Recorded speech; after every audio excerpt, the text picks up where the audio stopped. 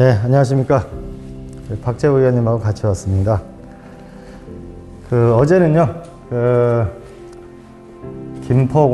공항 주변의 고도를 제한을 완화하자는 정책 토론회를 했습니다. 김포공항, 김해공항, 그리고 성남공항만 고도 제한을 해제해도 약 338만 명의 우리 국민들이 혜택을 볼 수 있습니다. 김포공항 하나만 하더라도 우리가 재산 가치로 보면 약 60조 원의 혜택을 드릴 수가 있습니다.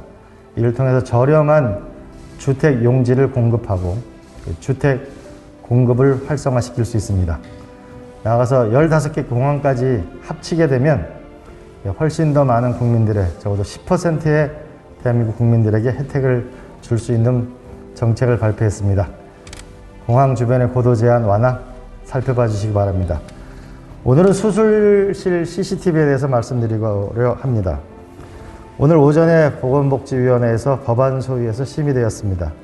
수술실 CCTV 설치 법안은 2015년 발의된 이래로 지난 6년 동안 환자의 알 권리와 그리고 의료사고 분쟁 방지를 간절히 소망하는 국민들과 소극적인 진료를 유발하고 있다. 사생활 침해가 있을 수 있다. 이런 의료계와 수도 없이 토론을 했습니다. 그러나 6년간 공전을 계속해 왔습니다. 그 사이에 의료사고, 대리수술, 수술실 내에서의 각종 국민들의 원성이 높아지고 있습니다. 이제는 이 반복되는 악순환의 고리를 끝내야 합니다. 사회적 인식 변화에 따라서 자발적으로 수술실 CCTV를 설치하는 병원도 많아졌습니다. 이미 대부분의 응급실에는 의료진의 안전을 이유로 CCTV가 설치되어 있습니다. 14%의 병원이 자율적으로 수술실 CCTV를 설치해서 운영하고 있습니다. 이제는 우리가 결단을 할 때가 왔습니다.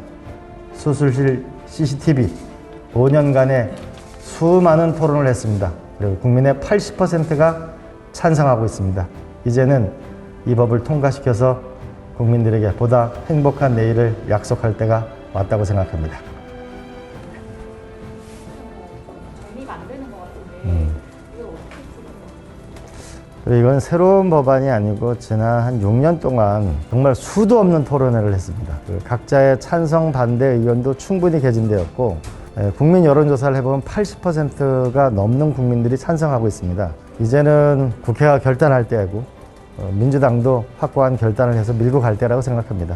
그래서 지금 이제 답변 약간 피해가는 식으로 좀 하고 있는데 그 부분에 대해서 응급실의 CCTV는 그러니까 갑작스러운 환경에서 의료진을 보호해야 되겠다라는 취지로 CCTV가 이미 굉장히 많이 설치가 됐습니다. 그러면 마찬가지로 수술실도 설치가 돼야 우리가 국민들이 보다 안심하고 저는 의료를 행위를 받을 수 있다고 생각합니다. 이제는 6년간 충분히 토론했거든요. 이제는 좀 결단할 때가 왔다고 생각하고 정치권이라는 게 다양한 이해관계를 수렴하고 토론하는 것도 중요하지만 때가 되면 결단하는 것도 정치의 중요한 과정이라고 봅니다. 이거에 대해서 어떤 입장이 있을지 전 처음부터 일관되게 당의 결정을 존중한다라는 입장입니다. 네, 이재명 지사가 어제 2달 뒤에도 본인이 승리할 거다라고 얘기했잖아요. 승리할 거라고 예상하면은 결단을 해주면 당도 좋고 이재명 지사의 지지도도 오르고 과거 문재인 노무현 대통령처럼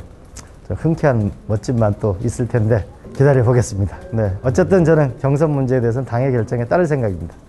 특히 이제 박재우 의원 법안은 연세 드신 분이 자기를 보호하기가 쉽지가 않지 않습니까?